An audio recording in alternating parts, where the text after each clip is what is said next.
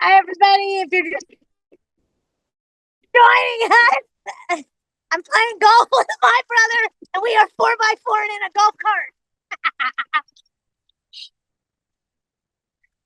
Just hang on. I'm trying to get everybody logged in, and we went the wrong way, so just bear with me.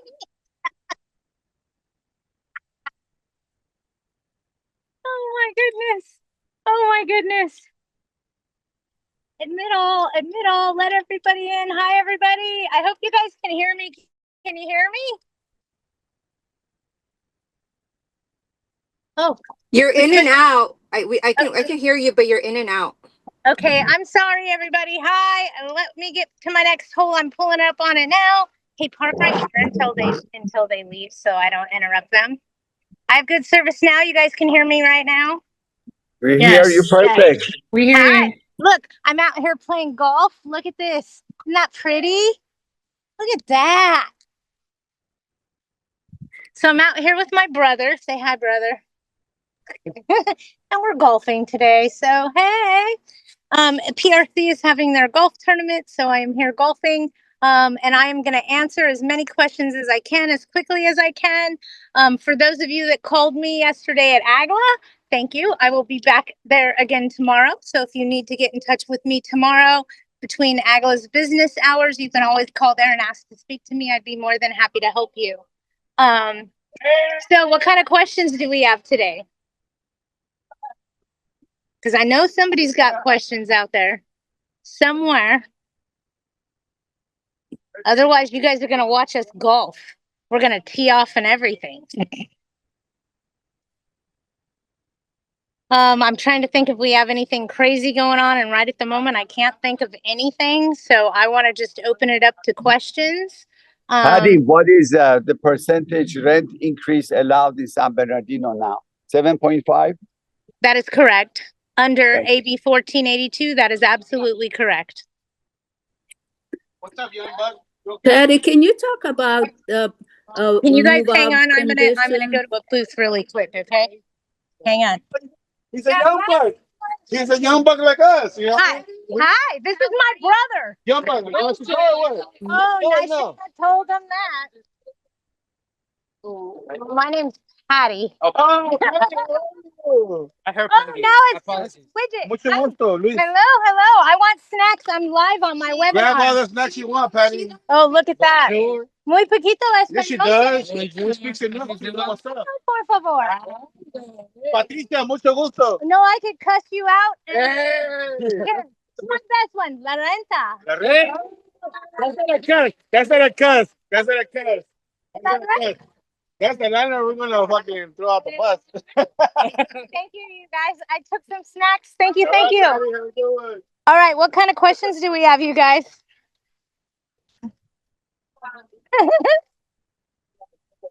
Patty's Patti, what can I say? All right, who has questions for me today? Nobody? I got a question for you. What you got, darling? Regarding, I'm researching collections companies. Okay. We're going to watch my brother tee off while you talk. Okay. So what are sort of the things to look out for? Like, I know like one collections company through AOA uses a collections company that you give AOA the info and they pass it on to a third party. And some of the things are like, if you need to cancel, I don't know why you would cancel, but there's like a fee to cancel. What are the things that we need to look out for? When you don't want to pay any cancellation fee and you want the highest ROI that you can get, return on investment. I can tell you right now, Fast Eviction Services on a 40-60 split. You keep 60%. There's no upfront expenses. They have a 75% success rate at the 5-year mark. Okay.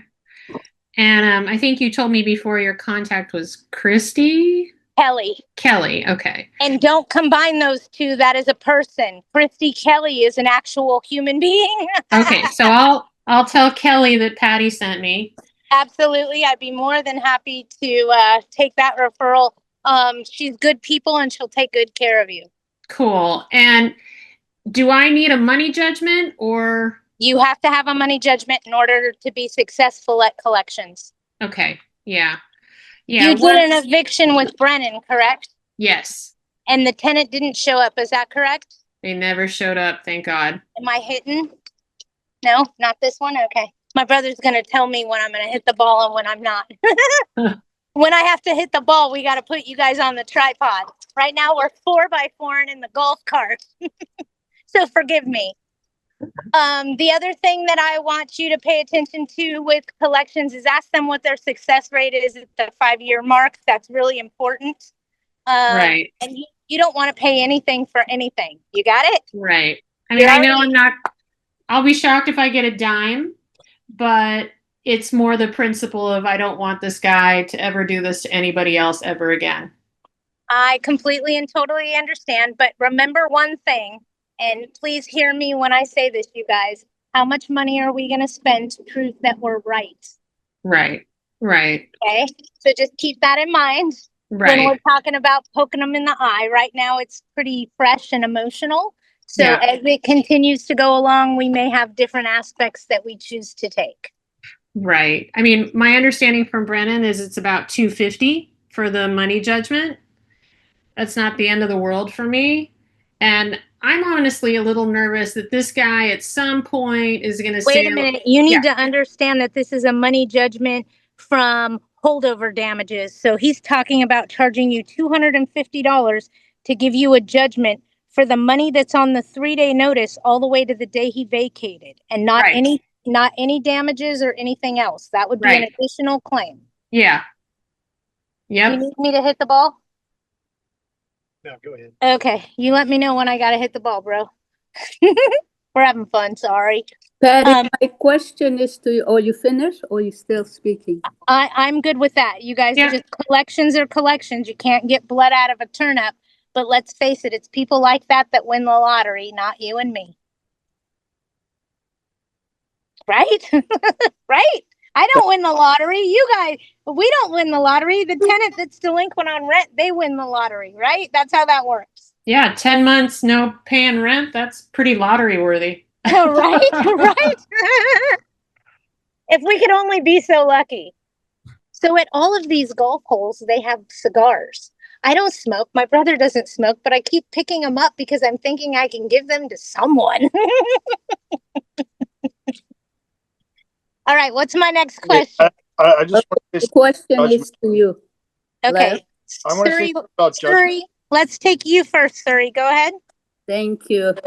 My tenant moved out he lived for 5 years, and I have estimate for drapes, 5,000. How much can I charge them?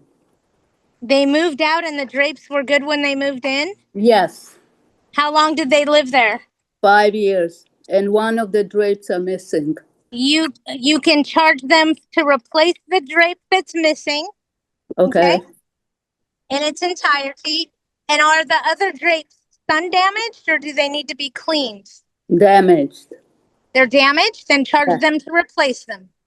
Okay, so can I charge them $5,000 or it's too much? Oh, I have. You can charge them whatever you want. The reality is a judge in a court of law is going to tell if that's excessive, not you and not me.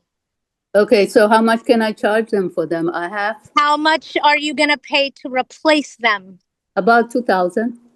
Then that's how much you can charge them. What about the tile if the tiles are broken? Then you can charge them what it costs you to repair the broken tile. Okay, what if they don't have those tiles anymore? Then you may have to talk to your flooring provider to see what you can do. Do you need me? Yes. Okay. Thanks. You want to work? No problem. My brother said, if you want to work, you go right ahead. He's having fun. Hey, I want to say something about judgments. Sure, go ahead. If the cost isn't that high and it's several $1,000s, I think it's not the worst idea to go use somebody who you're not out of pocket a dime to do collections, because a lot of times what happens, the judgments are good for 10 years and they can be renewed. And what happens is they're on somebody's credit report and all of a sudden somebody kind of cleans up their life and they want to buy something somewhere. Like Usually it's a house. Right. Yeah. They move out of state or something and they have to get that judgment off their credit report. In order to purchase a home, yes, Right, you do. in order to So you qualify guys, it's a the great home. idea to get that money judgment against them if they owe it to you. So it's kind of like speculative, and it may take a while, but it's not unheard of to hear, like, 7, 8 years later, somebody's kind of cleaned up their act and Yeah, really I've called want to. homeowners and they've been like, Patty, you just sent me a check for $12,000. I haven't had a property with you in the last 14 years. And I'm like, yeah, you remember that tenant that lived there 15 years ago? They wanted to buy a house and pay us up. So it is that easy. You just need to have the judgment in play. Think of it like a mechanic's lien. I don't know if it's true, Just but get somebody said it at the Kimball Kyrie and St. John, KT. Right. That you might be able to do it with final disposition of security deposit if they end up owing, but I don't know if that's true or not. Well, the final disposition of security deposit can act as your cause of action in small claims. But I wouldn't Right. I mean, just I imagine it, collect, but I wouldn't just collect on a dispo. I would get the judgment. Anybody else? I know David had a question.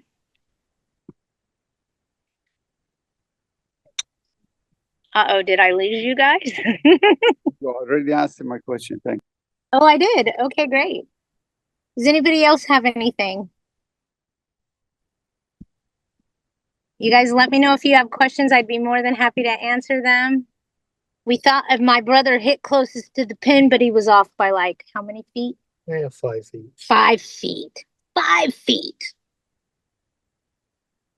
5 feet matters when you're playing closest to the pin, apparently, but I don't know that much about it because, you know me, I don't golf much.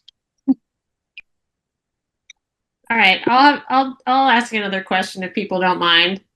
So Go ahead, baby. I'm all yours. Post eviction, my husband and I are, doing everything we can to get our house back in order, and it's coming together. Hallelujah. We're hoping for October 1st. And for our new lease, we have rearranged some things on the property where the tenant,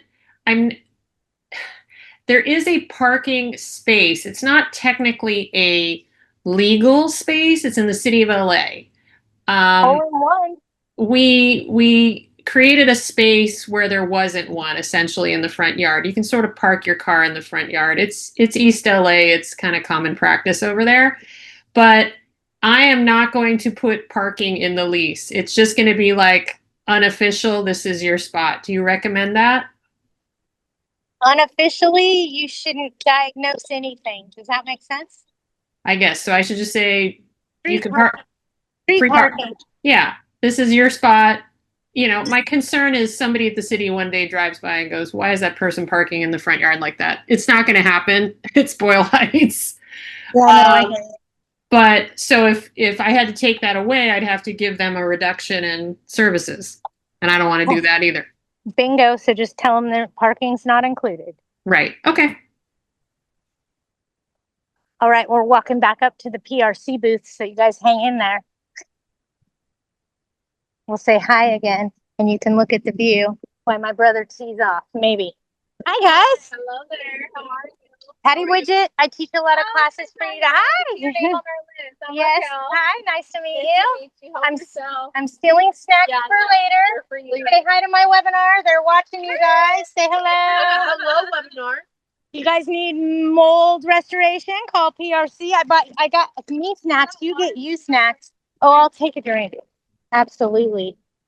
All right. Anybody else have a question? Oh, I want some of that. I have a question. Yes. Which question?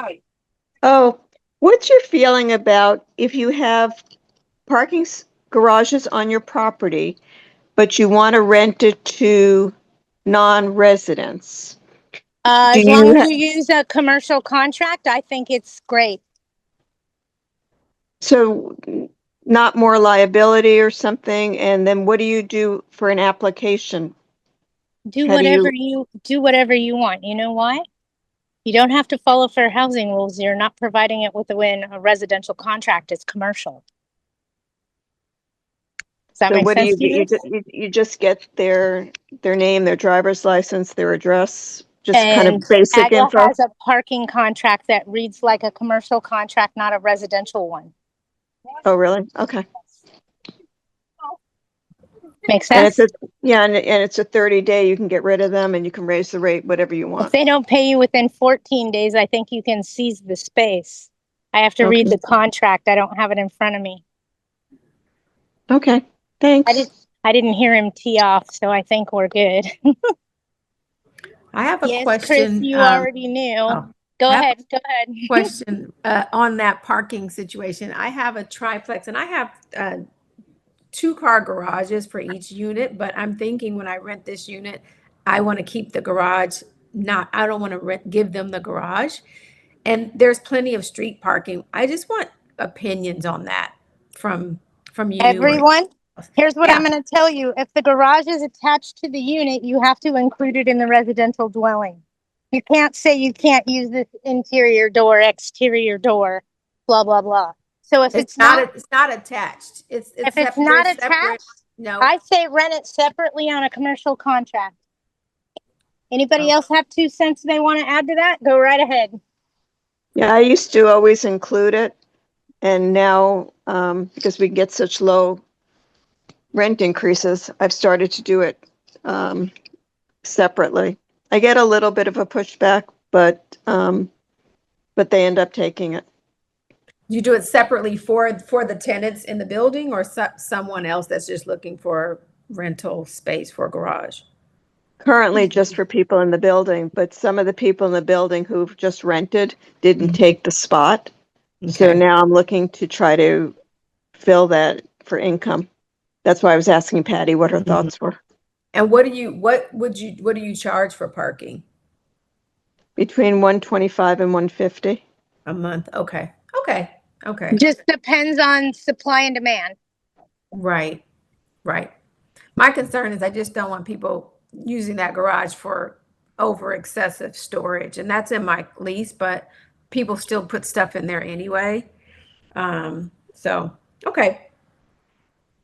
Thank you. I think that the contract says that it's only for cars, that they can't work on them, that they have to be currently registered, that they are functioning, that they can't Non-storage of flammable items, if I items. remember Yeah, correctly. yeah. Yeah. Right. Read the Right. contract. It may spell out everything that you're concerned about. I believe Arlene wholeheartedly here. Because I believe it says no storage of combustible materials, Right. gasoline, blah, blah, blah, blah, blah. Right. Yeah. Okay. All right. Thank you. No problem. Thank you guys for hanging in there with me today while I'm just kind of goofing around a little bit. I appreciate that. Anybody else have anything that they want to talk about? Oh, I do. About the parking, I have this lucky enough to have several extra parking spaces, and one of my tenant had use of the 2 parking spaces, and she also has a garage, and one of them was for her, one of them was for her daughter, and her daughter moved out. So her daughter is no longer a resident, and I've asked her several times not to. It's like, okay, I've taken away that parking spot, but then she's letting another person on the property use it. And I've asked her several times not to do that, but the other, renters have like 5 cars and there's 3 drivers. So 5 cars and a truck, I think. So they don't have they have like 5 parking spots themselves, but they're using one of hers. So what do you You have a suggest? written contract. You can serve them a cure or quit if they're in violation of the written contract by using too many spaces. Okay. So serve I get it. The people who are parking in somebody else's spot, right? Even though Correct. the tenant who used to have that spot told them it was okay. I don't care. That's not within their contractual agreement. If the tenant that lived next door told them it was okay if they could put a fire pit in the front yard, would you be okay with that?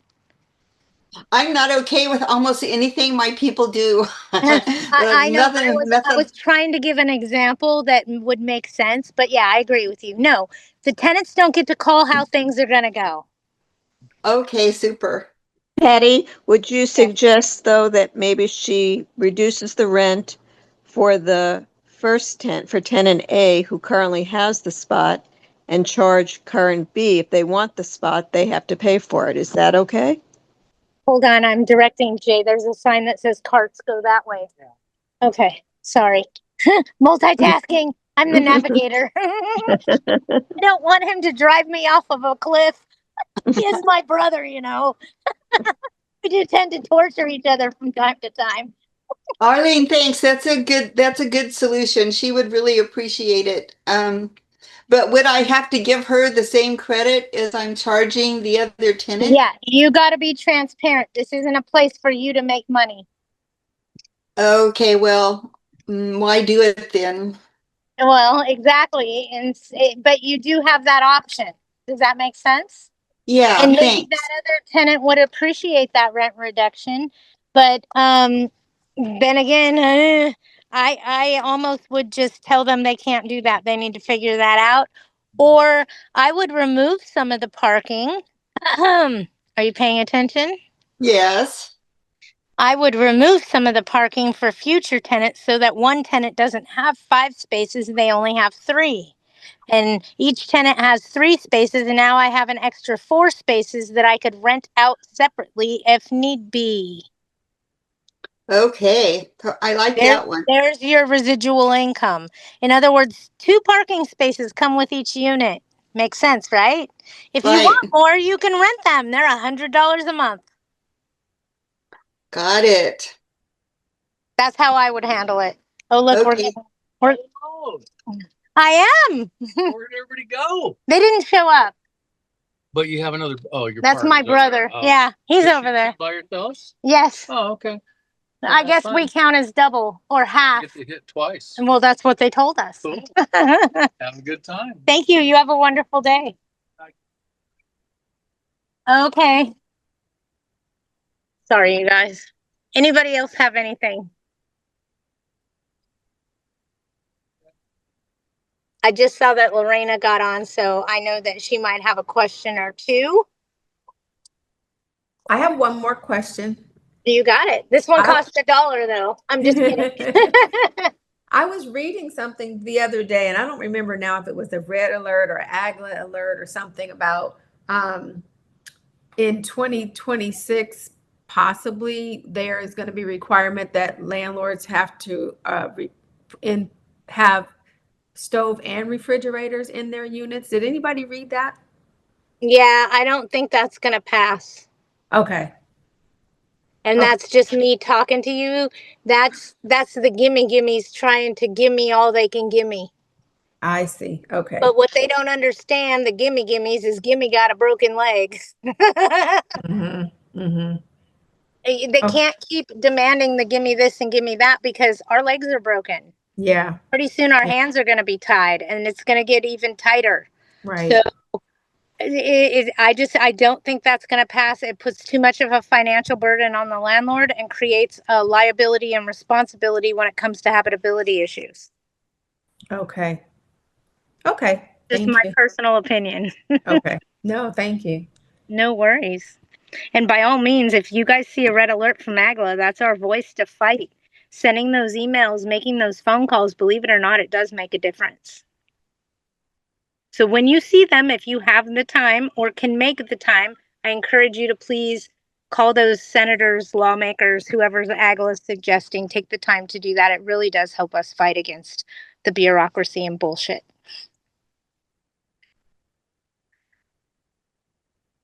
Anyone else? He's walking back all by himself with 3 clubs in his hand. I wonder if we did good. Shh, I haven't been paying attention. It is getting warmer out here today, though. I will tell you that. All right. Anybody else have anything? Nobody? Hi, I do. I'm sorry, I couldn't unmute myself. Hi, Patty. Hi, baby. How are you? I'm Good. playing golf How with are my you? brother today. Hi, guys. Hi. But this is how we're doing. I don't know if that's good or bad, but yeah, that's it. Bye. Estamos en contacto. Okay. Gracias. Okay. I was calling. I have actually like few questions from three different scenarios. My first question is this: at a property in Los Angeles, we have a tenant who has a huge like truck that has been sitting there for a long time. And I've asked them to please remove it because it looks like it's inoperable. And he keeps telling me he's gonna move it, he's gonna move it. He hasn't. So I want to tow it. And I just want to know what are our rights as far as towing that property, towing that truck off the property. I'm 18 is that way. 11 is that way, I think. Oh, okay. Hold on. We're lost. But it's pretty. Sorry. No worries. Contact the tow truck company within a 10-mile radius of the property because they can only work within 10 miles. Okay. Okay. Call them and have them post notice on the vehicle and tow the vehicle if need be. That's how I handle that. They have Okay. to post it on the property to make sure their sign is on your property. Got Yes. it. Yeah, that's what I usually do. I've done it over here on property where we've had issues, parking issues, that I've had the tow company go and post and say like, this is a towing zone or whatever. But to actually just go and tow one truck, we still have to post it all over the property and all of that. If you don't want to be financially responsible, absolutely. Yeah, no, I don't want to be financially Hey, I know if responsible. I give you the why, you'll understand the answer Yeah. I gave you. Okay, very good. Okay, so I'll call the tow company. That was one question. The second question is, are we responsible for changing um, the batteries from smoke detectors, or is that the tenant's responsibility? That's us. At the end of the day, in a lawsuit, it falls under the category as maintenance. Okay, very good. And that answers that question because maintenance falls on who? Us, owners. Okay. Very good. I was like, grown ass man calling me to tell me that, he has the battery died on his smoke detector. And I'm like thinking like, you're a grown ass man. You can just go up there and change it. And you're gonna have to have me send like a one of my handymen to go change it. It's a bit embarrassing. But okay. Yeah, I get it. I get it. Lorena, Yeah. I started putting in these 10-year ones that you can get their combo. Yeah, And yeah. I'm doing the hardwire ones. Yeah, that's a good idea. That's what I've been doing on all the new stuff, but on like the old stuff, they still have batteries. They're not like hardwired in. no, but you can get battery that are 10-year. Oh, really? That are sealed. Yeah. They're Oh, expensive, but nice. that's what I've been putting in. Where do you get those? Those got are them at now Lowe's. required, and Lowe's. the 10-year irreplaceable batteries are now required by law. Oh, really? 10 year? When you replace it, it has a 10-year battery in there now. Uh-huh. Okay. And you can't take the battery in and out. When the 10 years expire, you throw it away and buy a new one. And then it gives you a message like when it's the 10 years are up or whatever. It sends like, Beep, beep, beep, beep, got it. beep. So now there's a 10-year battery smoke detector. Okay, I didn't know that. I mean, I don't really. Yeah. And they have them that are dual for carbon CO2. monoxide also. Yep. And what I do is when I have them install them, I have them take a black marker and we write the date on it of when we installed it. Mm-hmm. So I can So just you look don't up use and the see. hardwired ones? Not in all my properties, no. Okay. And can I Hardwired ask you ones, why? Why do you not? because It's not one. hardwired ones run differently also. Hardwire basically means that it's wired into the electrical system of the house and the Correct. battery is a backup. Correct. Okay. So this does not replace the 10-year battery. Hardwired is a different. One is tomatoes and one is potatoes. Got it? Right. So if Yeah, you yeah, have yeah. hardwired, just replace the battery. RSO requires both battery and electricity. Correct. It runs off electricity. Battery is a backup. Excellent. And Okay. Patty, Next question. Hang on, I Next got one question. more. Yeah. Boom, boom, boom, boom. Okay, next one. So this It's kind of like a combo question. So I have a property in Southgate that is all electric. There's no gas. So Gotcha. all of the stoves that we have on there are the electric ones. And you know, they're so delicate. You can't use just any kind of cookware. And I started having people sign a document stating that they're going to use the proper cookware, you know, when using these stoves. But, you know, it's a mess. And they're always calling that something's not working. And I'm always, you know, they're very hard to repair. They're not, I have to keep changing them. We're separate from them, but he's just kind of prepping you. When you I'm moving this way. Sorry. Oh, I thought it was somebody from our group. No. Oh, okay. Somebody. I'm like, I thought I was inputting something. I'm like, let me hear. Okay. And No, I'm trying to so, move away. so they call, like this gentleman called, and this is already the second time that he's had an issue with his stove. And now one of the burners is not working of the 4 burners. So, and you know, to get it repaired, it's just, it's impossible. So I have to put like a new one, and every single time it's like, you know, $600-700 for these stove tops. Bill it back to the tenant. If they're not using the correct if they're not using the correct cookware, it's damage all day Right. long. Okay, so then we can say, yes, I will replace it, but you have to pay for it. Yes. And then do I replace it and then bill them?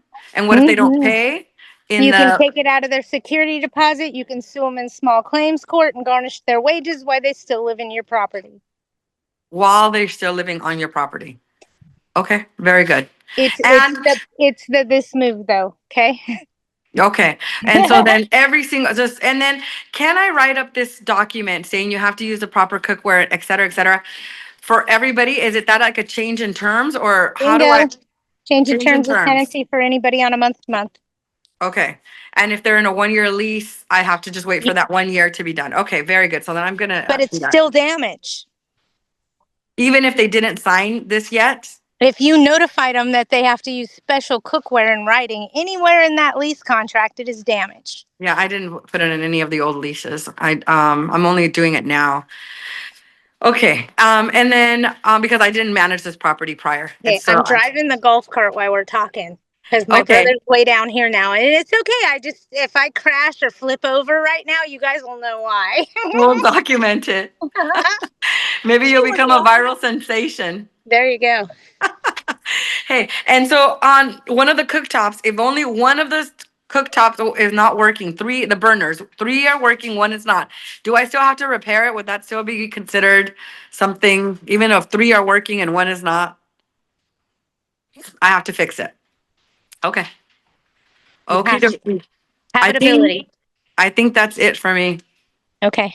Next. But Patty, even if she didn't have it in her lease contract, damage is damage. So she still can. Hold on. This is special cooktop that requires you to use special pots and pans. If you didn't disclose that at hello, how can you charge them at goodbye? Yeah. Okay. So yeah, and they did it. Damaged. I get that it's damaged, but they have to purchase and use special cookware to use that stove. If she didn't disclose that, you can't hold them accountable. Yeah. Mm-hmm. So it's more of a convection top than it's not just a electric. Correct. It's fancy smancy. Yeah. Because they don't make those anymore, like the other kind. Like almost all of them are convection. Like all the ones that I've found all say the same thing. I don't know what he's putting for, but it's some kind of contest. Oh, and he almost made it. Sorry. Like if he gets a hole in one and gets $5,000, we're having a party, guys. Sorry. But yeah, you can't hold them accountable for something that you didn't disclose to them. It's not ethical. Yeah, I get that. Probably not legal either, but I'm sure it's not unethical. I mean, come on, that's ridiculous. What if somebody told you you can only use 1-ply toilet paper because you have a septic tank and they didn't tell you that? Yeah. Is it your fault? No. Same concept. Different aspect. Different aspect. All right. Love you guys. Hey, Patty. She said from smiling. Thank you for that one, girl. All right. Who's got something else? I just wanted to go back to smoke detectors. I put in the chat, I think, and I'm not 100% sure in this, in City of LA, you can bill the tenant back, correct, for smoke detectors? If they break them, yes. But if they just need a battery replaced, that's maintenance. Right. But if The reason they they're saying bill it back is most of the tenants remove them because they can't cook. I'm sorry, did I say that out loud? Yeah, no. We know all about that. Right? Yeah, But Holly, you can do it. You have to prorate it over, I think it's 5 years. Right. Right. there you go. Perfect. Is that the same with light bulbs? We have to replace light bulbs as well, batteries, all that maintenance. Maintenance, absolutely. And what I do is I tell tenants, don't call me because you can't reach the light bulb. I can't reach them either. I'm just being funny. I'm really short. But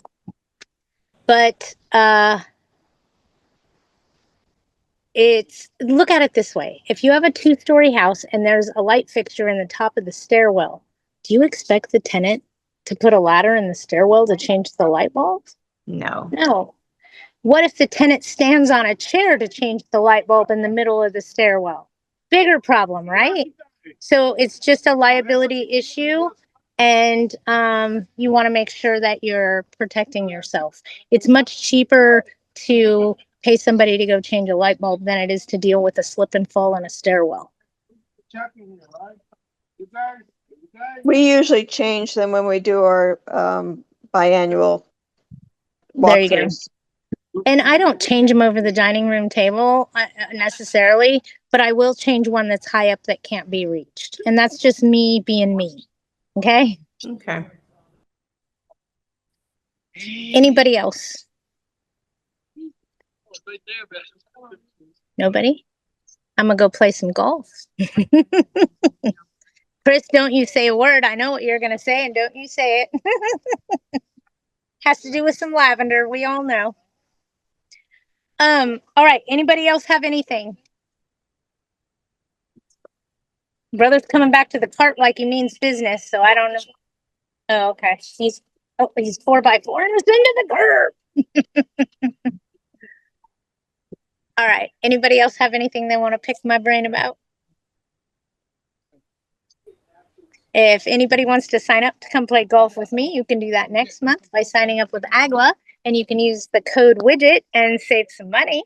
And they'll put you on my team. I have 3 spots still available to play golf with me in October for Agla. So if you guys are interested in that, feel free to come do it. It's a great way for you to pick my brain all day. Hey, and it's a lot of fun.